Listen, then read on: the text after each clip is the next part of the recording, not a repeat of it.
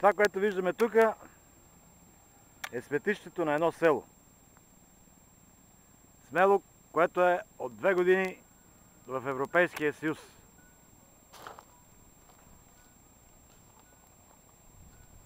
Това село се казва село Боровци. Както вече се досещате, община Берковица.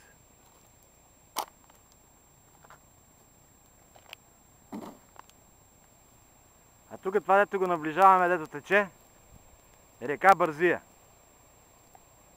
Една от най-красивите в горното течение реки, която при висока вода разчиства сметището на Боровци и го занася в язовир Огоста. Полюбувайте се на нашата картинка.